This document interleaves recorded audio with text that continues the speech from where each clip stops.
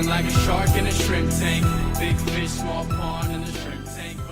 Welcome back to another episode of the Shrimp Tank, coming to you virtually from Seattle and the entire Pacific Northwest. And today we've extended the great PNW. You'll find out in just a minute. Listen, if you want to learn how to start, grow, or run a successful business, this right here, it's the podcast for you. I like to call it the podcast of record. It's where street smart and book smarts collide. Hello again, everyone. I'm Dan Whedon, and I'm solo today.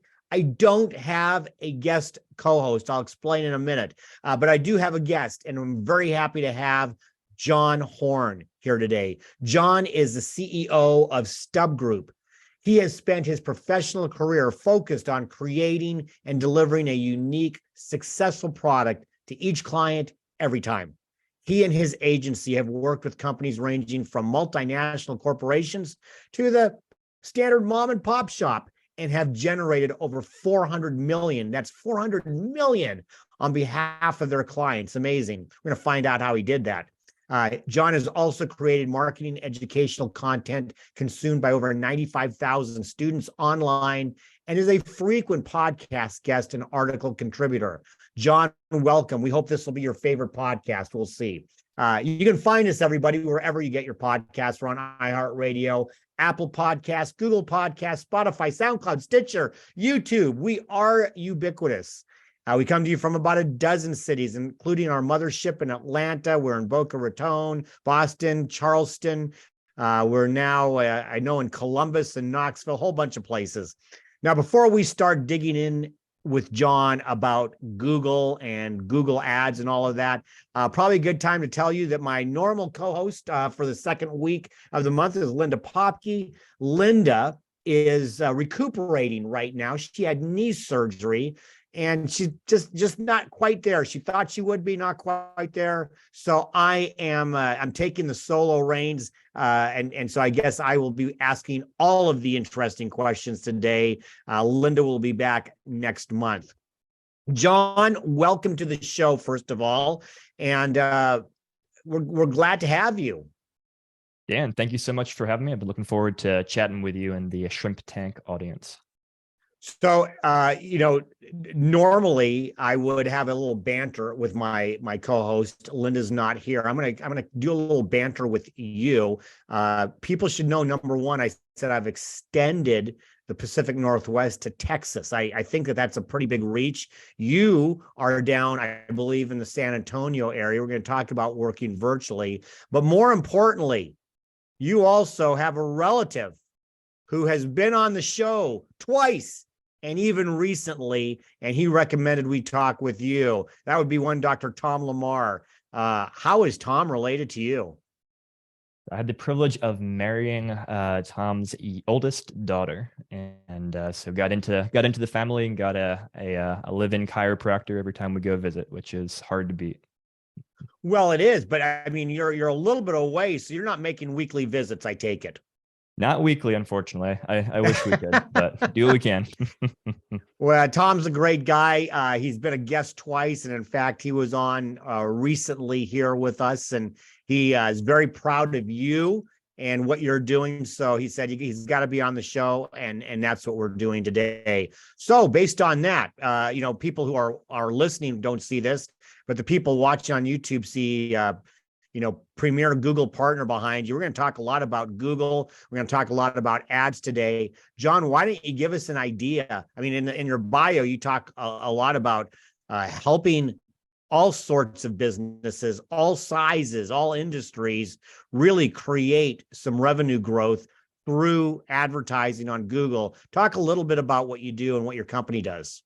Yeah, absolutely. So my company, StubGroup, we are a digital advertising agency and spend a lot of attention on Google, as well as other platforms like Facebook and Microsoft and so forth.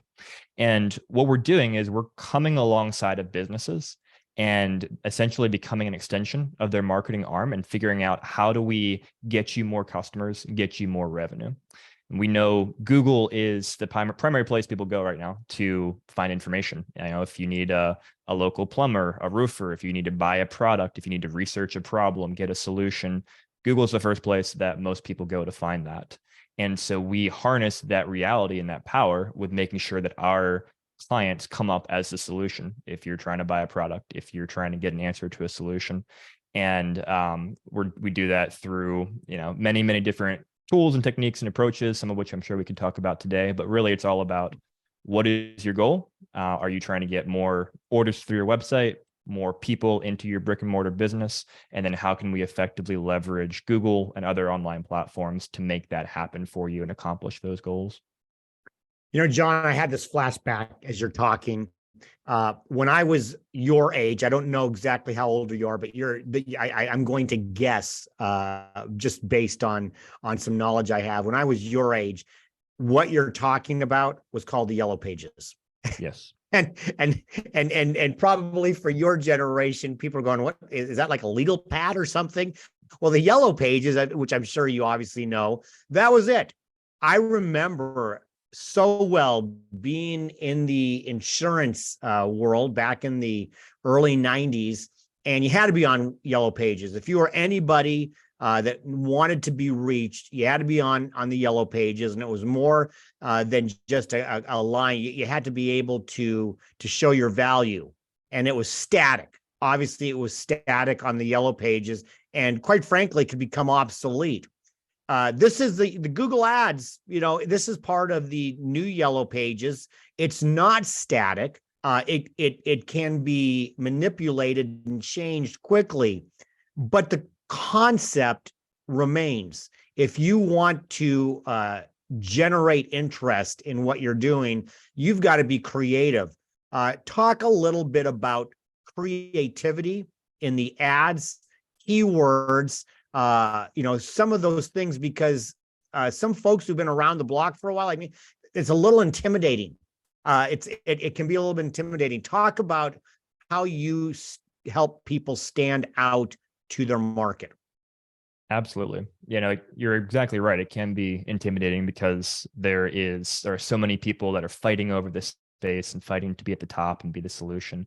But that's where the fun comes into, is that creativity, figuring out, okay, well, here's the challenge. How are we going to stand out from the crowd? Like you said, just like in the Yellow Pages days where you had to stand out from just the linear listings, how do we do that on Google? And so a lot of that comes down to trying to really understand the unique business and the unique selling propositions and target audience that they have. So let's take, even for example, I'm just going to take a chiropractor as an example because of the connections you've already mentioned. And obviously, the chiropractor, ultimately, you're trying to get people to come into your practice, and you want to come up, presumably, if someone searches for chiropractor near me, that type of thing. And that's awesome. And that may or may not be profitable for you, because guess what? There's a ton of people who are probably going after those exact same keywords. And so, for example, one way we get creative there is, okay, well, what's the problem that people are experiencing that might cause them to want to go to a chiropractor? Generally, they're going to be having pain that they're experiencing, joint pain, back pain, whatever.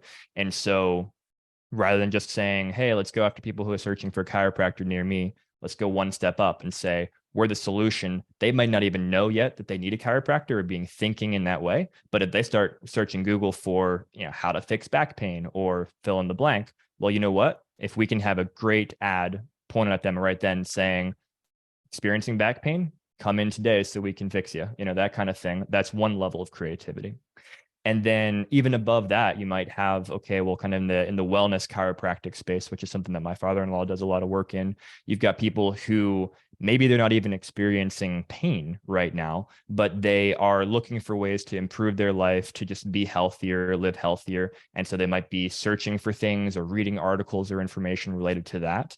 And hey, maybe if someone is, on a website reading information about supplements that can boost their immune system, that might be a great person to show an ad to, via Google's platform as well on there, or other platforms, to say, hey, are you looking to, improve your wellness, improve your nervous system, whatever, here's a way to do it. Check out this information, and start, nurturing that lead to turn them into someone who might be interested in coming in and becoming a chiropractic patient. And you can apply that type of thought process across, every business, every category. It's basically figuring out what are the problems that our audience experiences, and how are they searching for solutions? or how are they, where are they spending their time, so that we can make them even aware that there is a solution to that problem, and then doing that in the most cost-effective way possible. So, as you're talking about that, it leads me to and again, this is the yellow pages on ultra steroids. But I know people are like me when you go to check something out. So I'm a golfer, and if I wanted to search on Google, how to improve my chipping, all of a sudden, like within seconds, everything I'm reading, whether it's a product, whether it's an instructor, whether it's something, it's flashing in front of me about chipping, right? And whether I don't care whether you're looking for a dishwasher or you are searching for a chiropractor or whatever, all of a sudden it comes up, and it's a little bit creepy, right? But that's how it works. And so how can you maybe dumb this down? I hate to use the word dumb down, but dumb it down for us people who go, how does that happen? How does that work? And how do you, as an expert in this, how are you able to use that as leverage for your clients? Absolutely. Yeah, that's a fantastic question. And that's something that's really a concept that we generally call like audience targeting. So, hey, we know this person's interested in what we sell, or they're a good fit based upon their demographics, their past search behavior, whatever, for what we might sell. And so let's talk about ways to present what we sell to them in a compelling way, even maybe when they're not searching for that right now, but when, like you said, they're on a website reading about a dishwasher or something. And so there's a couple of different ways that we do that. First of all, there's this concept of remarketing. So when someone comes to your website, you have the ability to have some code on your website that basically captures that information and puts what they call a cookie onto that person's browser. And that can integrate with advertising platforms, Google's, Facebook's, and others. So when you go to our website, now we know, oh, you've been to our website. And when you go to weather.com to see what the weather is, and you see an ad on there, we're actually able to, dynamically display an ad for us there, as opposed to, a random ad for Geico or Best Buy or whatever. And all the advertising platforms are built to do that, because they know that the more relevant the advertising is that they can show, the more clicks they're going to get, the more money they make. And obviously, I would much rather show an ad to someone who's been to our website and is researching us and is interested in us, versus some random person who's never heard of our name before. And so that's one way, is through marketing. There are also other ways within the platforms. So every time you type something into Google knows that they know that search came from you. If you're logged into your Google account at the time, it's all tied to you. They know what searches are coming from your browser, from your computer, and so forth. And so essentially, they're building a profile on you, which can be a little creepy when you think about it. But that's how it works right now, whether that be Google or Facebook or Microsoft. All of the platforms work in a similar way. And so they're building this profile, and then they're essentially making that available to advertisers, not in an individual way. I can't go and say, hey, I want to target Dan with ads. I can't do that. But I can say, hey, I have a product for people who are golfers, avid golfers, who are looking for help with chipping right now. And so Google's going to say, hey, I know Dan and these other 2,000 people have showed interest in this because they searched for this yesterday or today or whatever, or they read an article on this website about this. And so they're in this audience. And so I can show ads to them, which hopefully will be relevant and get you on our website and buying a product to help with your chipping game. So before we go to break, I do have to ask this, because as you're talking, I get it. I have actually purchased products and services in that way, whether I was on my phone, whether I was sitting on my desktop, something pops up. And so it's worked on me. I know that, and I know I'm not the only one, because it keeps on going. My question for you is this: as we look into the future and technology continues to exponentially advance, is there a concern that this and AI and everything that's involved with understanding, you said they don't know you personally, maybe they will, at some point. Is there a concern that this is going to get encroach too much into our personal lives, and that it could be a bad thing? There's a lot of concern, and this is something that is a massive controversy right now and continues to be, both in the general area of discourse and legally with legislators looking at things. And it's really all about, what is our expectation for privacy? And should we be allowed to have our information be private, especially on the internet? And there's a lot of, I'd say, existential conversations going on about this as well right now, because the way the internet has been built up is largely surrounding this type of advertiser-led model, where we have access to an incredible amount of resources and information for free. We don't pay a cent to Google for giving us the world's information at our fingertips. We don't pay a cent to Facebook for allowing us to connect with people. But we do, in a sense, pay for that with our attention and our information, because what incentivizes those platforms to give us that information for free is because they're making money from the advertisers who are leveraging that information to try and make money themselves. And so really we have an entire, internet built around this business model of, you get info for free, but we then show you targeted ads. And a lot of people think that should change. And there are definitely a lot of people who are building out products, whether that be things like the Brave browser, which are more ad-free, but you might pay for it. And so they're trying to figure out how many people are willing to pay essentially for their privacy. And I think some people are, and some people don't care. And so these next several years will be very interesting as we figure out legally, where do things end up, and just behaviorally, do people continue to, do they put a greater emphasis on their privacy? Are they willing to pay money for that? Or do they even appreciate the relevancy of the ads that they're served and just kind of live with the model that currently exists? I never put this, it wasn't until you just answered my question that I thought about this. It's not different than when I was young, and it was 30, 40 years ago, watching TV. TV was free, but we had to sit through the commercials, and that's what paid for the ability to have it be free. And if you fast forward today with streaming services, I can pay for a streaming service that cuts out. In fact, I watched a television show that's on a network, but I have Paramount, so I watched it ad free because I was willing to pay for that. And it's interesting. That's probably a pretty good. If you took a look side by side, that's probably a pretty good analogy of what's going on today, isn't it? It's an excellent analogy. Yeah, 100%. Really, that TV model really was transposed into the digital world when things went digital. And like you said, now we're seeing with things like Netflix, Disney Plus, people realize, they are willing to pay not to see ads. Right.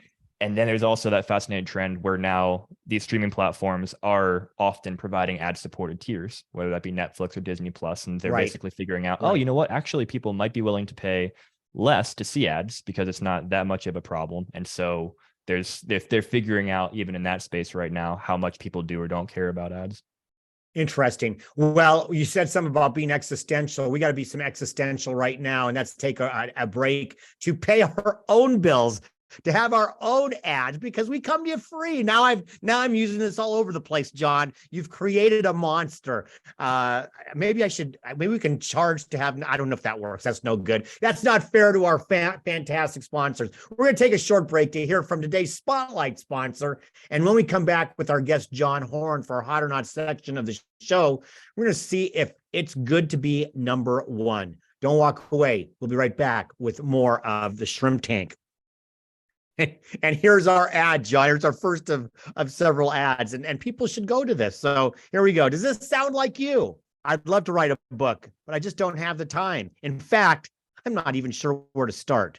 Maybe you have a compelling story to share or valuable advice for clients and prospects. If only you could get that story out of your head and into a published format. Think you don't have the time to write a book? Think you aren't a good enough writer to get your message across?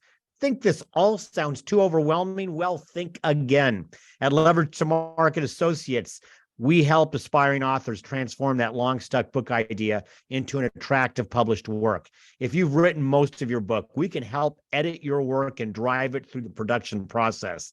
If you're not sure where to start, we'll coach you through the creative process to organize your thoughts and create compelling book outline. And if you're just not comfortable writing a book yourself, we can ghostwrite it for you. Contact Linda Popke at Leverage to Market Associates for a complimentary evaluation of your nonfiction book concept today and bring your book to life. So yeah, everybody jump on board. Linda's not here today, but she does a terrific job. She helped me edit my book, and she's fantastic. So John, as you probably know, because I'm guessing that you watched Tom's, so you know that Hot or Not is where we pepper you with questions, or I pepper you with questions about business, about life, about Google, who knows what else. You're going to tell us if it's hot or not, and then why or why not. Unfortunately, you win nothing at the end, but I hope you have some fun. So hot or not, being number one, the number one result on Google. Hot with caveats. So the number one result is generally what people click on, but it's also the most expensive if you were paying for it via an ad. So you want to figure out, okay, where's actually the most cost-effective place to be? It might be number one, might be number two, and it's going to be different each auction because each auction is tailored to the person who's doing that search. So it's a whole art and science around where you want to show up and when. Things usually, I found out in business, everything in business is usually art and science, isn't it? There's aspects of both. You are CEO of a group. I've gone on your website. It's a great website. You have a large group of people working with you in a variety of different jobs and roles and things like that. And I found it interesting. You as a CEO talked about this. So I think this is a softball for you, John. Hot or not, servant leadership. Hot. It's so important to view it as, all right, I'm here leading my team, and yes, I have to make decisions, but I'm here to support my team and equip them to make them capable of serving our clients to the best of their ability. And so rather than saying, oh, I'm the big macho boss, I get to tell you what's going to happen, it's no, how can I equip you and help you? Because that's how we're going to A, enjoy working together as a team, and B, best serve our clients who are our stakeholders.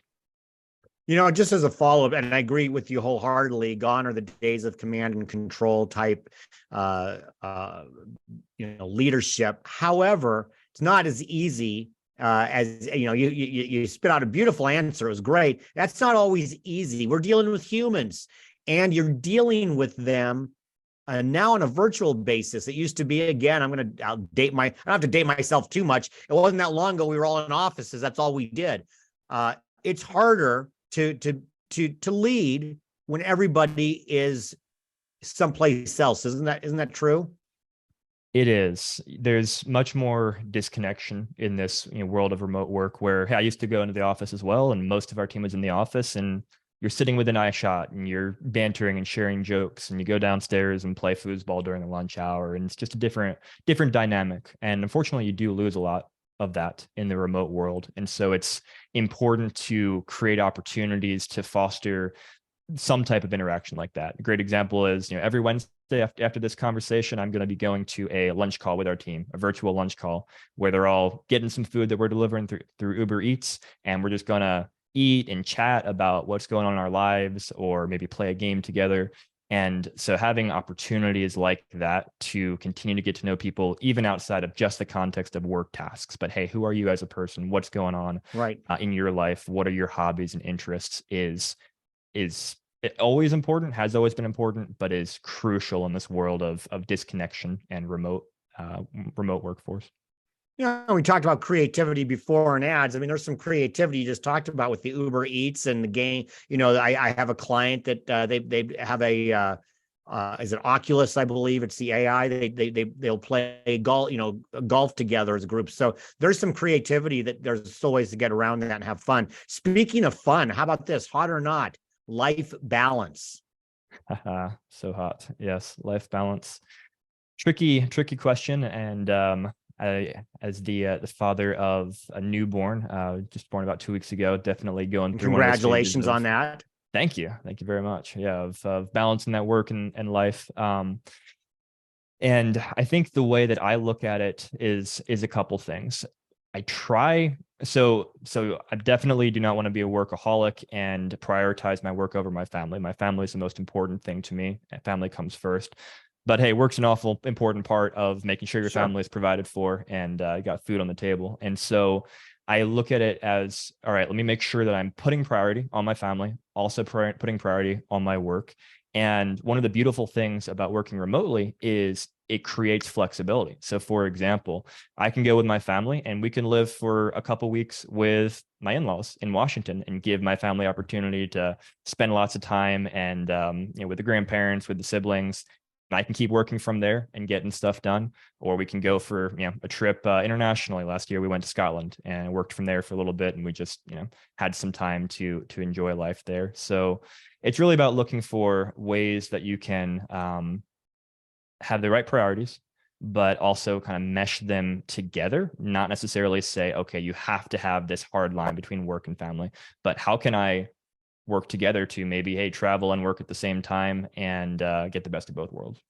So it takes a little discipline. In fact, last week, our guest was another John Cormanick, who we talked about that. He coaches lawyers and he comes from a bunch of different places.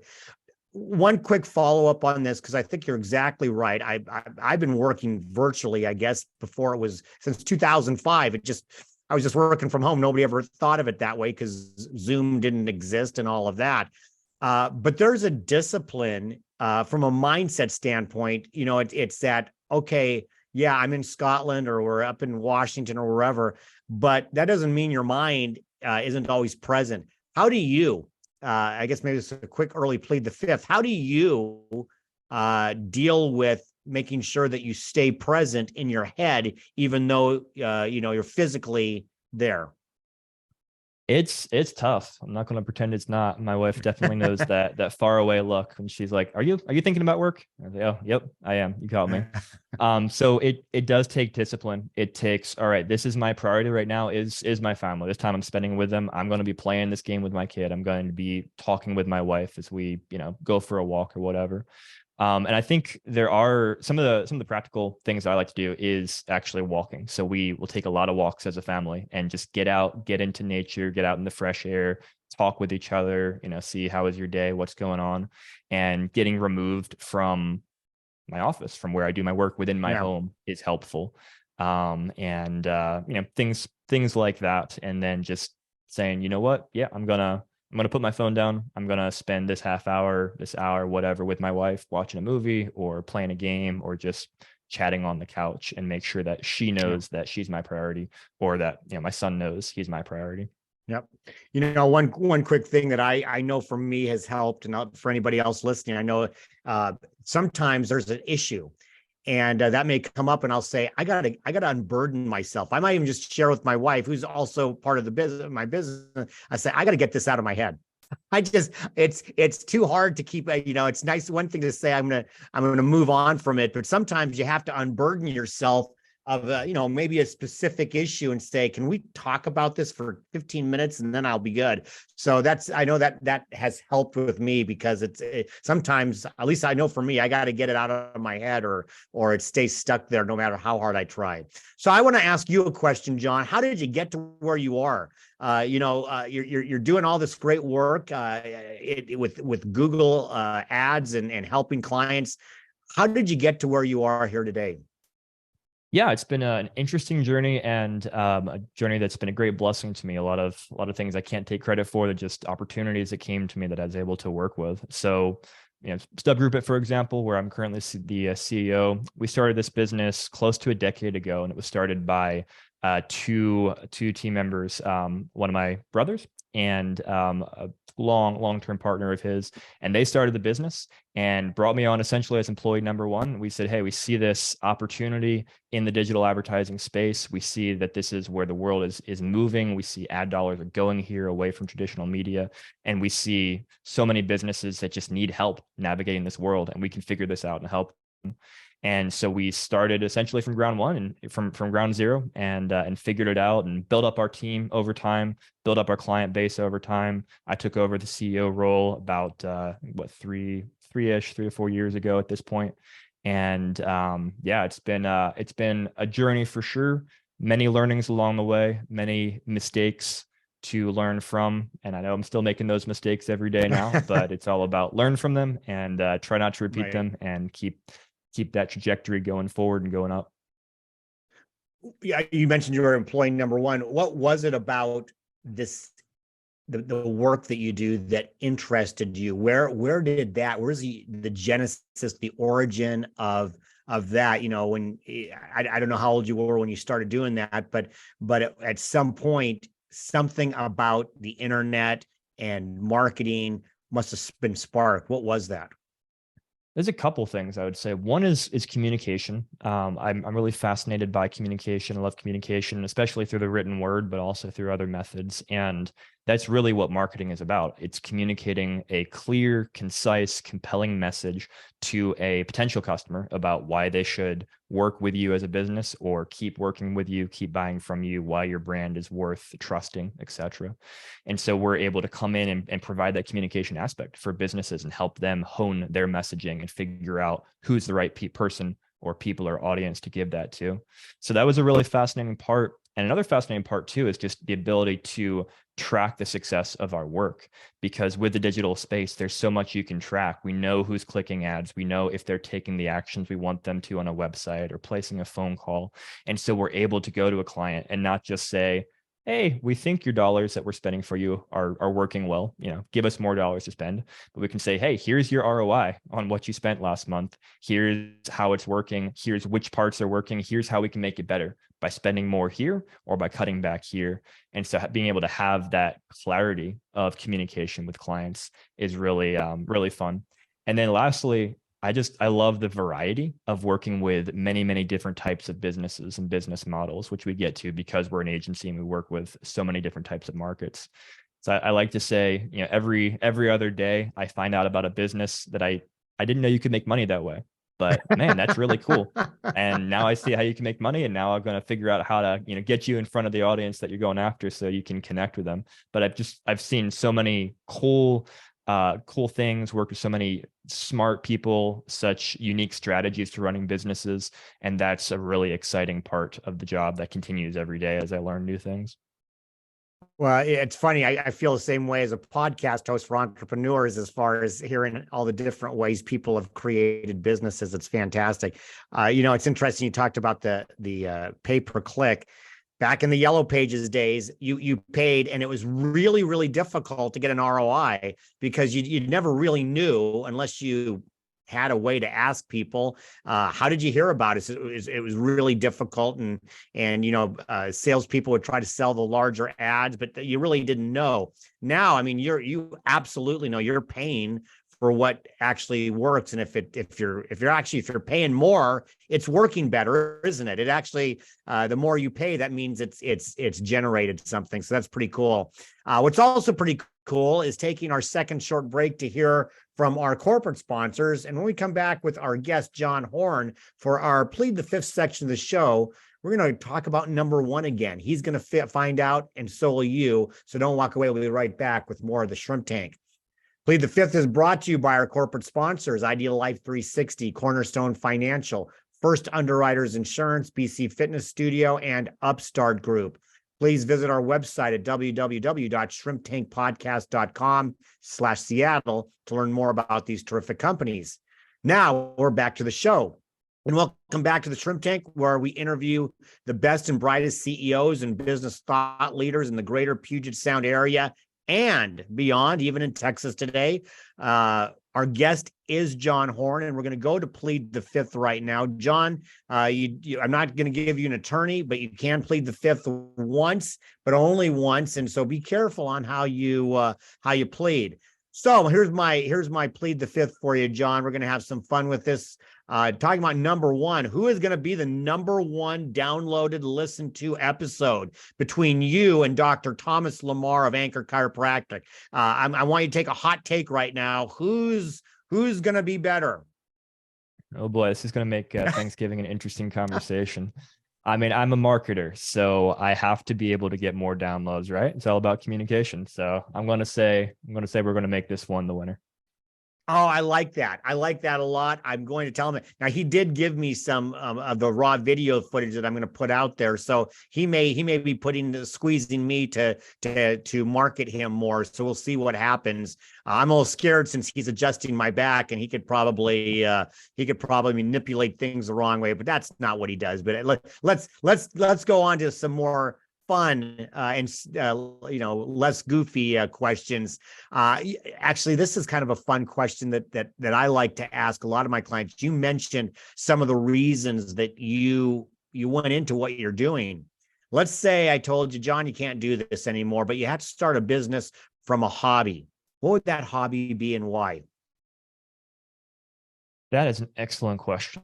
I love the written word and I love writing. So I would love to make that something around the written communication, putting out books, that type of thing. Hard to pay the bills, writing books. So might not be a very successful hobby, but that's probably where I would focus my energy. Well, J.K. Rowling's done pretty well, right? I mean, there's some people who've done pretty well.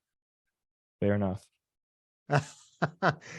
Speaking of books, what is and it's hard to say best book, but what's maybe the most influential book you've recently read and why?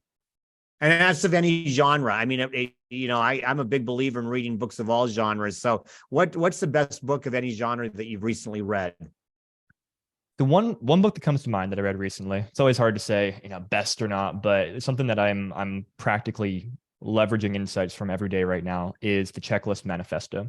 A very short book, a very simple, straightforward book, but really good at helping you think about how to clarify your thinking and approach to things, whether that be practices or processes in your business, in your life, whatever the case may be, and helping you make sure that you are not making those repeat mistakes that are easy to make when you think, oh, sure, I know how to do that. I'm just going to fly by the seat of my pants because I've done it 10 times. And you realize, oh, I missed step 5, and now that has messed up everything about this process. And so I'm really trying to learn from that and implement checklists, processes in my own life and my team's approach to work that will help make sure that we're not making those sloppy mistakes and getting things done the way they should be done. Speaking of mistakes, plead the fifth. What is the biggest mistake that business owners, maybe regardless of size or industry, what is the biggest mistake they are making and don't know it? Maybe it's cost them the most, not getting enough, whatever. What are the biggest mistake they're making with internet advertising? I would say not knowing their numbers and what success looks like. There's so many businesses that will come to us and say, okay, can you market us? We're like, yeah, we can. What is success for you? What can you afford to pay to acquire a customer based upon your lifetime value, based upon your margins? And they'll do a shoulder shrug and be like, well, you tell me what's good. What's a good ROI?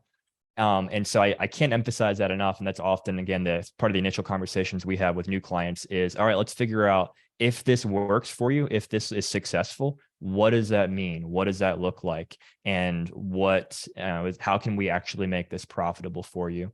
And that's true of any business. You got to know your numbers. What are customers worth to you? Your margins, what can you pay? And then all of the other decisions that you make about your company, about where you focus your time, your effort, your dollars, need to be dependent upon those numbers.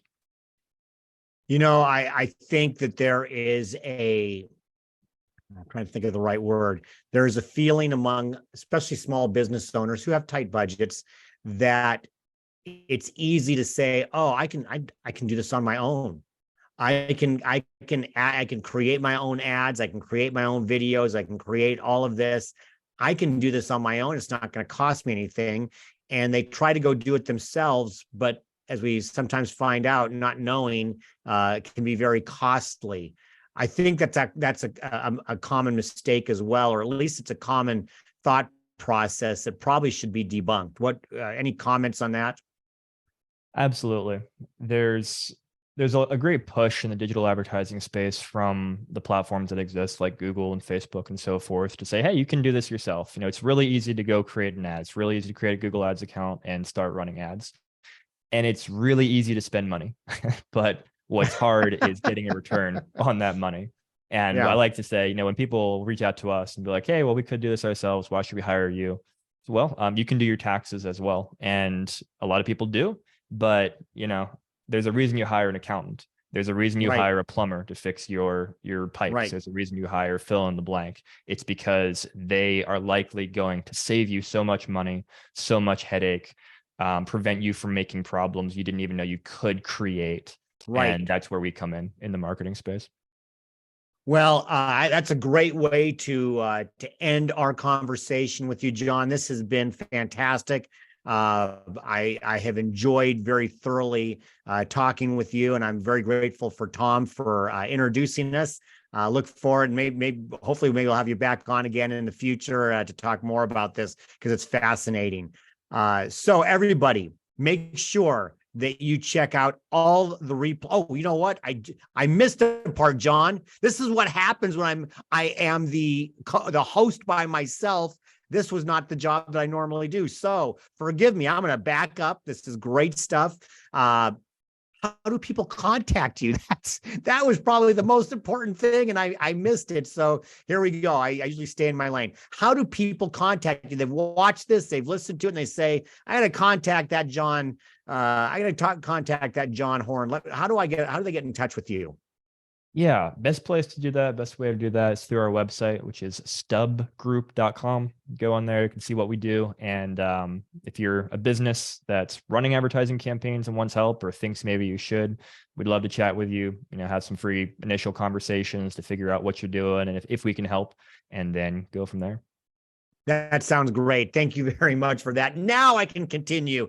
Everyone, make sure you check out all the replays on shrimptankpodcast.com/Seattle and wherever you get your podcasts. I mentioned them all earlier. We are ubiquitous, and check out wherever you like podcasts. We're there. Please follow us on our show's social media pages on YouTube, Facebook, and Instagram. Our next show will be on Wednesday, April 19th. We'll be back to live streaming that week. It's at noon Pacific time. Our guest will be Harriet Bryant, who runs a fantastic nonprofit program for kids called Gems and Gents. You'll want to listen to that. Our co-host for the show will be Monica Blackwood. In the meantime, be safe, be well, and be prosperous, because until next week, the shrimp is back in the tank. So long.